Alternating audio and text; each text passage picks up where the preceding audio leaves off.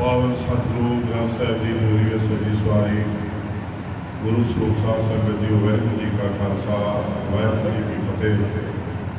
गुरु सवारी साध संगत जी वाहिगुरू जी का खालसा वाहिगुरू जी की फतेह। वडभागी हो अपने वतना तो दूर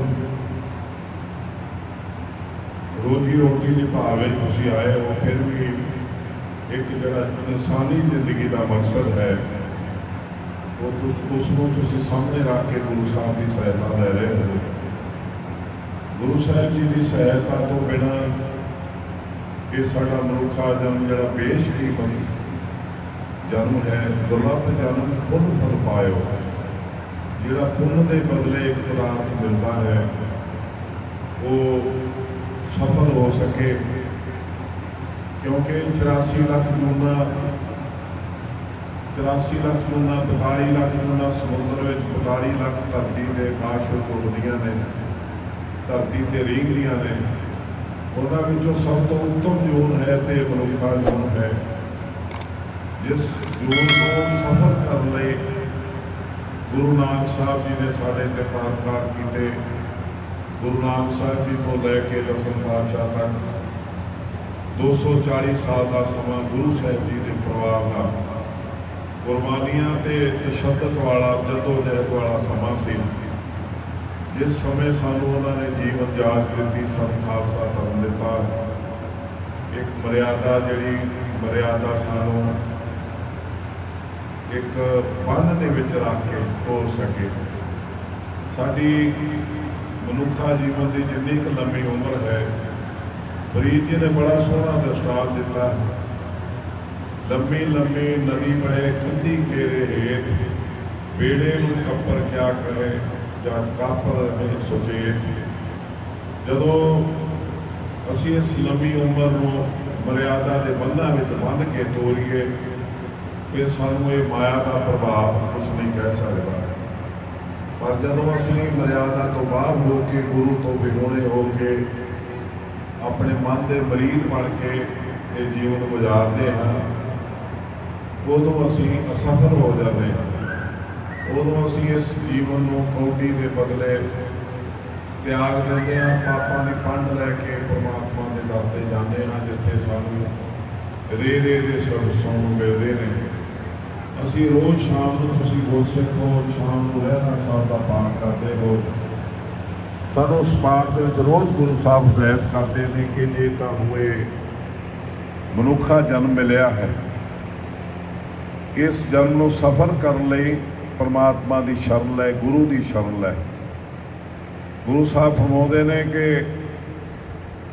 ये गोबिंद मिलन की यह तेरी बरिया, भई प्राप्त मानुख दे हुरिया। जे तेनू ये प्राप्त हुई है मनुख की देह हुरी, भई प्राप्त मानुख दे हुरिया, गोबिंद मिल की यही तेरी वारी आ। यही वारी है तेनू परमात्मा नाल तू अपने आप को मेल सके। सानू गुरु साहब जी ने अकाल पुरख सच्चे वाहिगुरू जी की बाणी बख्शी है। गुरु रामदास जी फरमाउंदे ने, सतगुर की बाणी सत सत कर जानो, गुर सिखो हर करता आप मोह कटाए। ये बाणी महापुरख की निज कर वासा होए, आवो सिख सतगुरु के प्यारे हो, गावो सच्ची बाणी। बाणी ता गावो गुरु केरी, बाणियां सिर बाणी। बाणियां विचों श्रोमणी बाणी सतगुरु की बाणी, अमृत बाणी गुरु की बाणी है। इसनूं अपनी सुरत की खुराक बनाओ। जे सुरत की खुराक बनावांगे तो सुरत जिहड़ी आ शब्द दे विच परोती गई, तो ये मनुखा जन्म ये आत्मा ते परम पिता परमात्मा की खेड सफल हो जाती। उस समय आत्मा परम पिता परमात्मा नाल लावा लैंदी है, जदों सुरत शब्द नूं अपने समो लैंदी, परो लैंदी है। सिख की सुरत ते गुरु का शब्द जदों आपस में मिलते हैं, उदों ये मनुखा जन्म सफल होता है। गुरु साहब फरमाउंदे ने, दो मिलकार जो उपजे राम नाम संजोग, सिख की सुरत ते गुरु का शब्द। सुरत का आसरा परमात्मा का शब्द है। जदों शब्द को असी त्याग देंदे हाँ, गुरु साहब की सहायता नहीं कबूलते, उदों साडी सुरत आवारा हो जाती। ਗੁਰੂ ਸਾਹਿਬ ਜੀ ਨੇ ਸਾਡੀ ਹੀ ਅਵਸਥਾ ਬਿਆਨ ਕੀਤੀ ਹੈ। ਜਦੋਂ ਸਾਨੂੰ ਇਸ ਕਲਯੁਗ ਦਾ ਪ੍ਰਭਾਵ ਵਿੱਚ ਵਿਚਰਦਿਆਂ ਦੇਖਿਆ, ਗੁਰੂ ਸਾਹਿਬ ਫਰਮਾਉਂਦੇ ਨੇ ਕਿ सोते को सोवत को जागत कहे जागत को सोता, जीवत को मुआ कहे मुए नहीं रोता, आवत को जाता कहे जाते को आया, परकी को अपनी कहे अपनों नहीं पाया, मीठे को कड़ुआ कहे कड़ुए को मीठा, राते की निंदा करे ऐसा कल में डीठा, चेरी की सेवा करे ठाकर नहीं दीसे, पोखर नीर बरोलीए माखन नहीं रीसे। गुरु साहब कहते ने जी परमात्मा की चेली है, माया वो तू सेवा करता है, तेन वो स्वामी नज़र नहीं आता।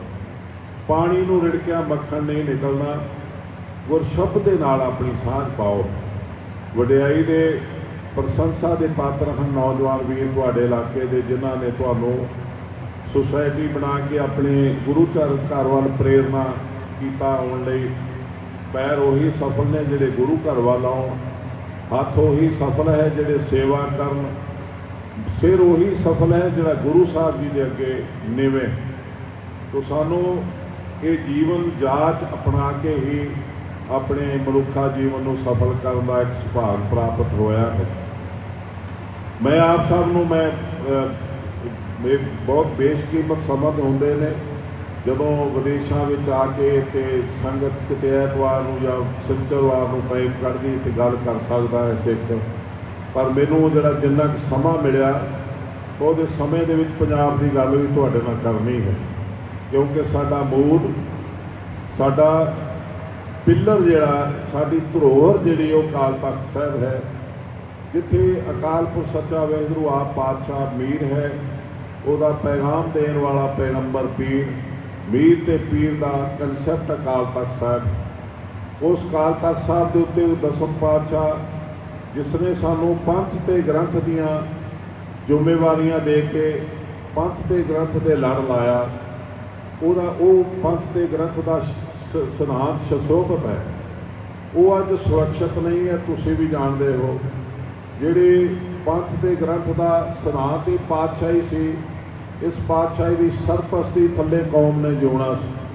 जदों दखण विच गुरु साहब जोगी जो समाउण लगे तो उन्होंने सिखां ने कहा जी सच्चे पातशाह पाकी नाई पाक हुक्म होए जो खालसा मत्था कहाँ टेके।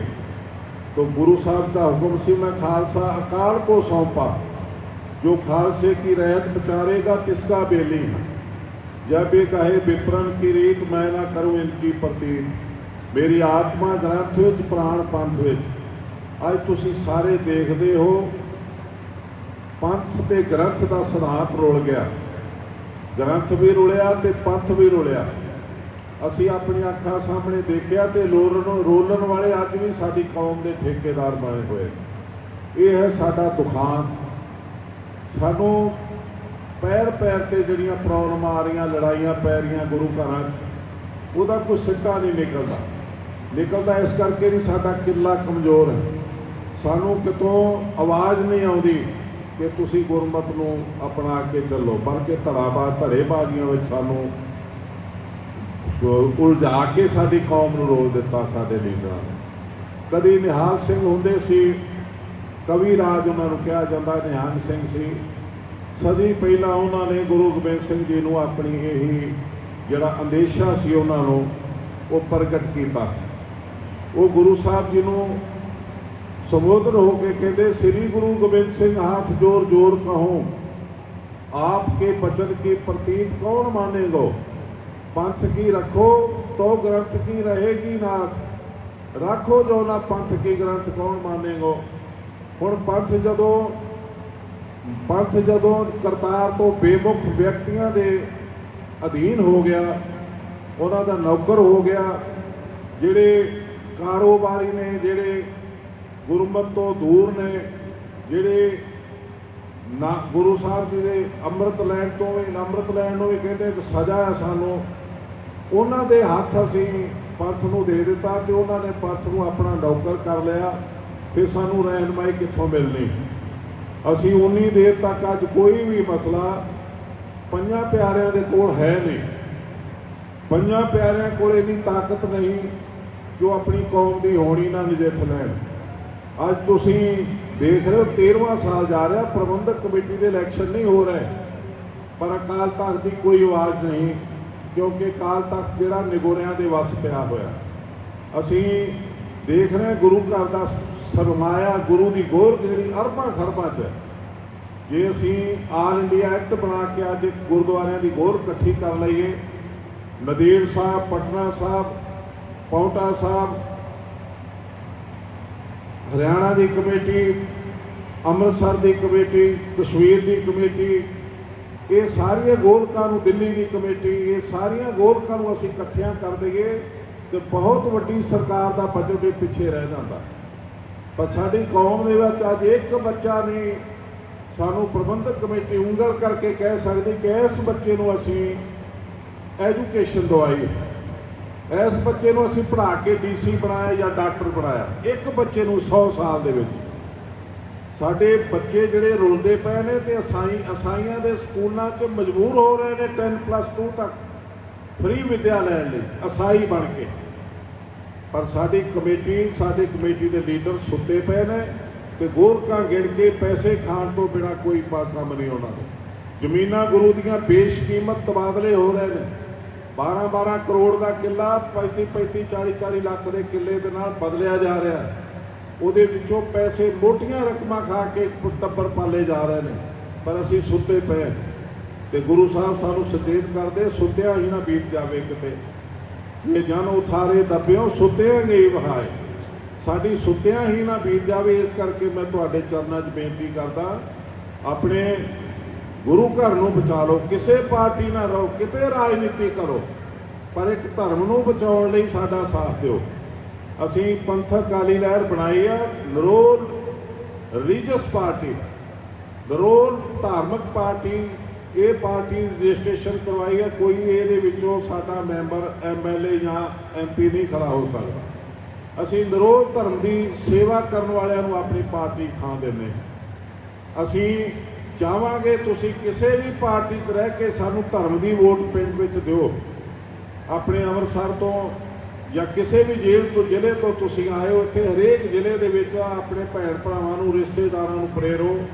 ਕਿਸੇ ਦੀ ਪੰਥਕ ਵੋਟ ਆ, ਪ੍ਰਬੰਧਕ ਕਮੇਟੀ ਦੀ ਵੋਟ ਹੁਣ ਪੈਣੀ ਆ। ਅਸੀਂ ਬਹੁਤ ਪ੍ਰਭਾਵ ਪਾ ਕੇ ਅੱਧ ਤੱਕ ਦੇ ਵਿੱਚ ਪਹੁੰਚ ਗਏ ਆ। ਮੈਨੂੰ ਲੱਗਦਾ 6-7 ਮਹੀਨਿਆਂ ਦੇ ਵਿੱਚ ਸਾਨੂੰ ਵੋਟਾਂ ਪਵਾ ਲਵਾਂਗੇ। ਉਸ ਸਮੇਂ ਤੇ ਤੁਸੀਂ ਸਾਡੇ ਨਾਲ ਖੜਨਾ। ਜਿੰਨੇ ਤੁਸੀਂ ਵਿਦੇਸ਼ਾਂ ਸਿੱਖ ਵਸਦੇ ਹੋ, ਹਰੇਕ ਸਿੱਖ ਸਾਨੂੰ ਇੱਕ ਵੋਟ ਦਵਾ ਦੇਵੇ ਪੰਜਾਬ 'ਚ ਆਪਣੀ, ਜਾਂ ਦੇ ਦੇਵੇ ਇੱਥੋਂ ਜਾ ਕੇ, ਤੇ ਸਾਨੂੰ ਕੋਈ ਹਰਾ ਨਹੀਂ ਸਕਦਾ, ਕੋਈ ਸਰਕਾਰ ਨਹੀਂ ਹਰਾ ਸਕਦੀ। ਫਿਰ ਅਸੀਂ ਆਪਣੀਆਂ ਧਰਮ ਦੀਆਂ ਪਰੰਪਰਾਵਾਂ, ਸਿਧਾਂਤ ਵੀ ਬਚਾ ਸਕਦੇ ਹਾਂ। ਸਾਡੇ ਸਿਧਾਂਤ ਗੁਰੂ ਨੇ ਬਣਾਏ, ਲੇਕਿਨ ਸਰਕਾਰਾਂ ਉਹਨੂੰ ਇਸਤੇਮਾਲ ਕਰ ਰਹੀਆਂ। ਕਦੀ ਮੁਗਲਾਂ ਦੇ ਟਾਈਮ ਤੇ ਹੁੰਦਾ ਸੀ ਬਾਬੇ ਔਰ ਬਾਬਰ ਕੇ। ਮੁਗਲਾਂ ਦੇ ਟਾਈਮ ਤੇ ਬਾਬਰ ਕੇ ਕਹਿੰਦੇ ਸੀ ਬਾਬੇ ਕੇ ਸਾਡੇ ਦੀਨ ਦੀ ਪਾਤਸ਼ਾਹੀ ਲਈ ਬੈਠੇ ਨੇ, ਦੁਨੀਆ ਦੀ ਪਾਤਸ਼ਾਹੀ ਸਾਡੇ ਕੋਲ। ਇਹ ਆਪ ਸਰਕਾਰਾਂ ਨੇ ਮੰਨਿਆ। ਕਦੀ ਬਹਾਦਰ ਸ਼ਾਹ ਨੇ ਬੰਦਾ ਸਿੰਘ ਬਹਾਦਰ ਨੂੰ ਚਿੱਠੀ ਲਿਖੀ, ਉਹ ਕਹਿੰਦਾ ਅਵਰ ਲਿਓ ਸਲਾਮ ਹਮਾਰੀ, तुम फकीर हम माया तारी, और हम तुम एक गुर के दास, याही ते गुर भाई खास, करामात तुझमें गुर पाई, शाही उन मुझको सुपाई, कीन भला तुम हत्यो वजीता, गुर वाकन पर धरियो कीता, और मनाई मैं बड़ खैर तैं जो लियो गुर पूतन बैर। वो कहता मैं बड़ी खैर मनाई जिहड़ा तू गुरु के पुत्रां दा वैर लिया। पर असल गल चापलूसी इस करके कीती कि असल गल जिहड़ी कीती वो कहता कि राहे सरहंदे चाहो मैं जाया, रस्ता देहो मुझे कर दाया, कहूँ तो तुम तक मिलने आओ, कहूँ तो दूरों दूर सदाऊँ। बंदे नूं कहा कि असल गल ये है कि मैं लाहौर जाना है, मैनू रस्ता दे दया करके सरहंद दे विच जाण लई, जे तू कहे तो मैं तेनों मिलना वा, नहीं तो दूरों चले जावां। बंदा सिंह बहादुर सी जिहड़ा 10 पातशाह दा चंडिया होया सिख सी, उसने समझिया कि बंदा इस बंदे के मन च मैल आ। गुरु साहब ने जिहड़ा उन्होंने समझाया सी, इहो ही समझाया सी कि पहाड़ी राजा ने तो मुगलों ने मेरे नाल बार-बार कसमां झूठियां खा के धरोह कीता, इन्हां दे यकीन नहीं करना। तो बंदा सिंह बहादुर ने कहा तू जा सकता है, मिलने की लोड़ नहीं। पर जदों वो गया 80,000 की सेना, तो सब तो पहला लोहगढ़ के किले में घेरा पा के बंदा सिंह बहादुर को फड़न आया, पर बंदा सिंह बहादुर उत्थों निकल चुका सी। तो मेरे कहने तो भाव है फरकशेर बादशाह ने भी सिखा नूं लालच दिता। वो कहता कि मैं तुहाडे कोल दूत भेज रहा हाँ, रोजीने भेज रहा हाँ, तुसी मेरी गल सुनियो, क्योंकि असी भाई भाई हाँ, दोनों गुर भाई हैं। आए दूत पंथ के पास, पठियो शाह ने यूं लिखास, हम और तुम सब ही गुरसिख हैं, गए सतगुरु आपे लिखे, बाबे और बाबर के दो आप करे परमेश्वर सो, यूं सिंगन के चित्त चुराए के सिखिरत सगाता दौलत दे के, 12 पिंड अमर गुरवारे ते पी दिए हित गुजारे। इस तरह लालच दे के बंदा सिंह बहादुर नूं मरवाया। पर मेरे कहण तो मुराद है वो बाबर की पातशाही अज भी साडी सच्ची पातशाही नूं पैरां 'च रोलदी फिरदी है। इस नूं बचाउण दी लोड़ आ। जे साडा धर्म बचिया रहो, सिद्धांत बचे रहणगे। सिद्धांतां नूं जे सरकार चलाउंदी नहीं तो साडे कोल गुरु साहब जी दी ਜਿਹੜੇ ਬਖਸ਼ੇ ਸਿਧਾਂਤ ਉਹਨਾਂ ਦਾ ਜਿਹੜਾ ਆਤਮਿਕ ਜੀਵਨ ਮਿਲਣਾ ਉਹ ਨਹੀਂ ਮਿਲਣਾ। ਫਿਰ ਸਰਕਾਰੀ ਉਦੇਸ਼ ਹੀ ਪ੍ਰਾਪਤ ਹੋਣਗੇ ਸਾਨੂੰ। तो ਅਸੀਂ ਰਲ ਮਿਲ ਕੇ ਪ੍ਰਬੰਧਕ ਕਮੇਟੀ ਨੂੰ ਬਚਾਉਣਾ। ਉਹਦੇ ਵਿੱਚ ਜਿੰਨਾ ਤੁਸੀਂ ਯੋਗਦਾਨ ਪਾਓ ਉਹ ਚੰਗੀ ਗੱਲ ਆ, ਕਿਉਂਕਿ ਤੁਸੀਂ ਪੰਜਾਬ 'ਚ ਦੇਖ ਰਹੇ ਹੋ ਇਹ ਜਿਹੜੇ ਪੋਲੀਟੀਕਲ ਲੋਕ ਨੇ ਜਿਨ੍ਹਾਂ ਨੇ ਗੁਰੂ ਦੀਆਂ ਬਣਾਈਆਂ ਸੰਸਥਾਵਾਂ ਤਬਾਹ ਕਰ ਛੱਡੀਆਂ, ਜਿਨ੍ਹਾਂ ਦੀ ਰਾਜਨੀਤੀ ਨੇ ਉਹ ਸਾਡੇ ਧਰਮ ਨੂੰ ਨਹੀਂ ਛੱਡਣ ਲੱਗੇ। ਧਰਮ ਸਾਡਾ ਬਹੁਤ ਥੱਲੇ ਆ ਚੁੱਕਾ। ਸਿਧਾਂਤ ਸਾਡੇ ਸਰਕਾਰ ਵਰਤ ਰਹੀ ਆ। ਸਰਕਾਰ ਸਾਨੂੰ ਬੇਵਕੂਫ ਬਣਾ ਕੇ 13 ਸਾਲ ਹੋ ਜਾਣ ਇਲੈਕਸ਼ਨ ਨੂੰ ਤੇ ਸਰਕਾਰ ਕੋਈ ਨਾਂ ਨਾ ਲਵੇ, ਤਾਂ ਮੈਂ ਸਮਝਦਾ ਉਹ ਸਾਡੀਆਂ ਸੰਸਥਾਵਾਂ ਨਹੀਂ ਬਚਣੀਆਂ। ਸਾਨੂੰ ਸਾਰਿਆਂ ਨੂੰ ਇੱਕ ਆਵਾਜ਼ ਨਾਲ ਗੁਰੂ ਦੇ ਨਾਲ, ਗੁਰੂ ਦੀ ਧਰੋਹਰ ਦੇ ਨਾਲ ਖੜੇ ਹੋਣਾ ਚਾਹੀਦਾ। ਤਾਂ ਮੈਂ ਬੀਬੀਆਂ ਨੂੰ ਵੀ ਬੇਨਤੀ ਕਰਾਂ ਆਪਣੇ ਪਿੰਡਾਂ 'ਚ ਪੰਜਾਬ ਸਨੇ ਭੇਜਣ, ਮਾਈ ਭਾਗੋ ਦੀ ਤਰ੍ਹਾਂ ਸਾਡਾ ਸਾਥ ਦੇਣ। ਕਦੀ ਦਸਮ ਪਾਤਸ਼ਾਹ ਨੂੰ ਸਿੱਖ ਛੱਡ ਗਏ ਸੀ, पर माई भागो ने कहा तुसीं चूड़ियाँ पाओ तो चकले वेले लो, रोटियां वेलो, असीं गुरु साहब के नाल जावांगे। तो माई भागो ने खदराने की धाप से जाके लड़ाई लड़ी। एक सिख जरनैल बीबी जिहड़ी दसम पातशाह दे नाल जरनैलों की तरह लड़ी, वो माई भागो सी। अज इसे करके असीं नदेड़ दे विच जदों जाने दसम पातशाह के चरणों 'च मत्था टेक के माई भागो के चरणों 'च जाने 250 किलोमीटर दूर जिथे उहदी समाध है। तो तुहाडी वोट 60% पैनी है, ਬਣਨੀ ਵੀ ਹੈ ਤੇ ਪੈਣੀ ਵੀ ਹੈ। ਤੁਸੀਂ ਮਾਈ ਭਾਗੋ ਦੀ ਤਰ੍ਹਾਂ ਇਸ ਧਰਮ ਨੂੰ ਬਚਾਉਣ ਲਈ ਆਪਣਾ ਯੋਗਦਾਨ ਪਾਉਣਾ ਹੈ। ਇਹ ਮੇਰੀ ਤੁਹਾਡੇ ਚਰਨਾਂ 'ਚ ਬੇਨਤੀ ਹੈ। ਅਕਾਲ ਪੁਰਖ ਸੱਚੇ ਵਾਹਿਗੁਰੂ ਕਿਰਪਾ ਕਰੇ, ਗੁਰੂ ਦੇ ਸਿਧਾਂਤ ਸਾਨੂੰ ਸੋਚਣ ਨਾਲ ਸੱਚ ਦਾ, ਝੂਠ ਨਾਲ ਝੂਠ ਦਾ ਕੁਦਰਤੀ ਰਿਸ਼ਤਾ ਹੈ। ਆਪਣੇ ਘਰਾਂ ਪਰਿਵਾਰਾਂ ਵਿੱਚ ਲੰਗਰਾਂ ਵਿੱਚ ਝੂਠ ਨੂੰ ਤਿਆਗੋ ਤੇ ਸੱਚ ਦੇ ਨੇੜੇ ਚੱਲੀਏ, ਕਿਉਂਕਿ ਝੂਠ ਮਨ ਝੂਠੇ ਤਨ ਝੂਠ ਹੈ, ਜੇਵਾ ਝੂਠੀ ਹੋਏ ਮੁਖ ਝੂਠੇ, ਝੂਠ ਬੋਲਣਾ ਕਿਉਂ ਕਰ ਸੁੱਚਾ ਹੋਏ। ਸੁੱਚ ਹੋਵੇ ਤਾਂ ਸੱਚ ਪਾਈਏ। ਜੇ ਹਿਰਦਾ ਸੁੱਚਾ ਹੋਊਗਾ ਤਾਂ ਸੱਚੇ ਪਾਤਸ਼ਾਹ ਦਾ ਨਿਵਾਸ ਬਣੂਗਾ, ਤਾਂ ਹੀ ਇਹ ਸਰੀਰ ਹਰਮੰਦਰ ਬਣੂਗਾ। ਭਾਈ ਸਾਹਿਬ ਭਾਈ ਨੰਦ ਰਾਏ ਨੇ ਕਿ ਸਾਨੂੰ ਬੜਾ ਸੁੰਦਰ ਸ਼ਬਦ ਦੱਸਿਆ ਕਿ ਸਾਨੂੰ ਨਹੀਂ ਸੀ ਪਤਾ ਕਿ ਆਦਮ ਦਾ ਨਕਸ਼ਾ ਪਰਮਾਤਮਾ ਨੇ ਆਪਣੇ ਰਹਿਣ ਲਈ ਘਰ ਬਣਾਇਆ ਹੋਇਆ। ਜੇ ਤੇ ਹਿਰਦਾ ਸੁੱਚਾ ਹੋਇਆ ਤੇ ਸੱਚਾ ਪਾਤਸ਼ਾਹ ਹੋਊਗਾ, ਹਰਮੰਦਰ ਬਣੂਗਾ। ਤੇ ਜੇ ਹਿਰਦੇ ਵਿੱਚ ਮਲੀਨਤਾ ਰਹੀ, ਗੁਰੂ ਤੋਂ ਬੇਮੁਖ ਰਹੇ, ਤੇ ਤੁਹਾਡੀ ਆਤਮਾ ਮਰ ਗਈ ਤੇ ਮਰੀ ਹੋਈ ਆਤਮਾ ਨੂੰ ਚੁੱਕੀ ਫਿਰਦਾ ਹੈ ਸਰੀਰ ਇੱਕ ਕਬਰ ਬਣ ਜਾਊਗਾ, ਚਲਦੀ ਫਿਰਦੀ ਕਬਰ। ਗੁਰੂ ਗ੍ਰੰਥ ਸਾਹਿਬ ਫਰਮਾਉਂਦੇ ਨੇ ਕਿ ਮ੍ਰਿਤਕ ਮੜਾ ਸਰੀਰ ਹੈ ਸਭ ਜਗ, ਜਿਤ ਰਾਮ ਨਾਮ ਨਹੀਂ ਬਖਸ਼ਿਆ।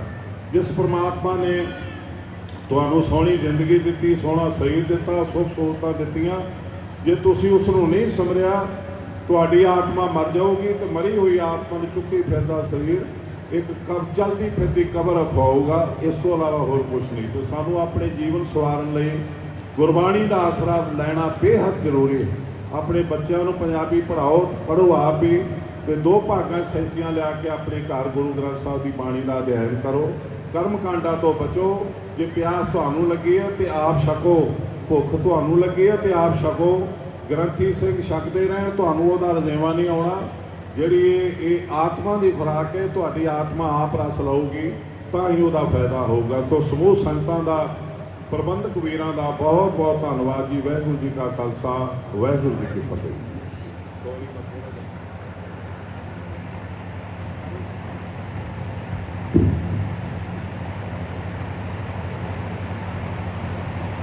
ਵਾਹਿਗੁਰੂ ਜੀ ਕਾ ਖਾਲਸਾ ਵਾਹਿਗੁਰੂ ਜੀ ਕੀ ਫਤਿਹ। ਕੋਟਾਨ ਕੋਟ ਧੰਨਵਾਦ ਸਾਹਿਬ ਸ੍ਰੀ ਗੁਰੂ ਗ੍ਰੰਥ ਸਾਹਿਬ ਜੀ ਦਾ, ਜਿਨ੍ਹਾਂ ਦੇ ਤਰਸ ਦੇ ਸਦਕਾ, ਮਹਿਰਾਮਤ ਦੇ ਸਦਕਾ ਜਥੇਦਾਰ ਸਿੰਘ ਸਾਹਿਬ ਭਾਈ ਸਾਹਿਬ ਰਣਜੀਤ ਸਿੰਘ ਜੀ, ਜਿਨ੍ਹਾਂ ਯੂਰਪ ਦੌਰੇ 'ਤੇ ਆਉਣਾ ਹੋਇਆ ਆ, ਸਮਾਂ ਬਣਿਆ ਆ, ਲੋਸਾਰੇ ਦੀ ਸੰਗਤ ਦੇ ਦਰਸ਼ਨ ਕੀਤੇ ਨੇ, ਲੋਸਾਰੇ ਦੀਆਂ ਸੰਗਤਾਂ ਦੇ ਨਾਲ ਵਿਚਾਰ ਸਾਂਝੀ ਕੀਤੀ ਹੈ, ਜਾਣੂ ਕਰਵਾਇਆ ਹੈ ਦੇਸ਼ ਪੰਜਾਬ ਦੇ ਹਾਲਾਤਾਂ ਤੋਂ।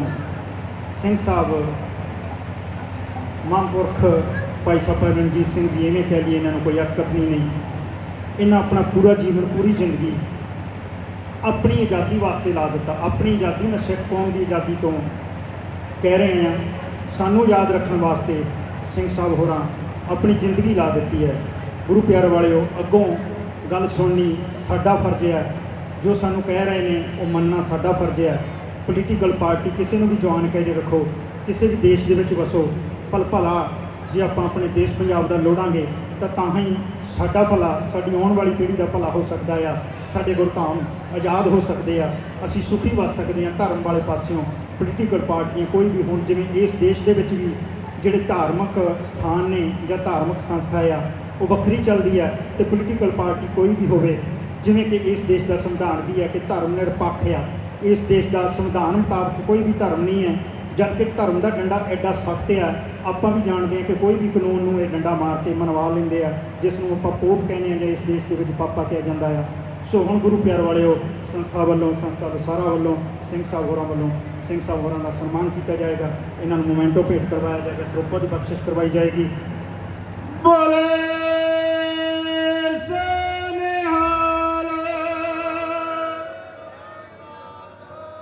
ਸੋਹਣ ਸੰਸਥਾ ਵਰਲਡ ਸਿੱਖ ਸ਼ਹੀਦ ਮਿਲਟਰੀ ਯਾਦਗਾਰੀ ਮਿਲਟਰੀ ਕਮੇਟੀ ਵੱਲੋਂ ਸਿੰਘ ਸਾਹਿਬ ਹੋਰਾਂ ਨੂੰ ਸਨਮਾਨ ਕੀਤਾ ਜਾਏਗਾ।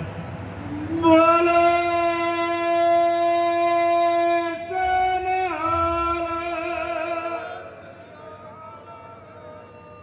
ਇੱਕ ਵਾਰ ਫਿਰ ਕੋਟਾਨ ਕੋਟ ਧੰਨਵਾਦ ਸਾਹਿਬ ਸ੍ਰੀ ਗੁਰੂ ਗ੍ਰੰਥ ਸਾਹਿਬ ਜੀ ਦਾ, ਕੋਟਾਨ ਕੋਟ ਧੰਨਵਾਦ ਸਿੰਘ ਸਾਹਿਬ ਗਿਆਨੀ ਰਣਜੀਤ ਸਿੰਘ ਜੀ ਹੋਰਾਂ ਦਾ ਇੱਥੇ ਪਧਾਰਨ ਦੇ ਉੱਪਰ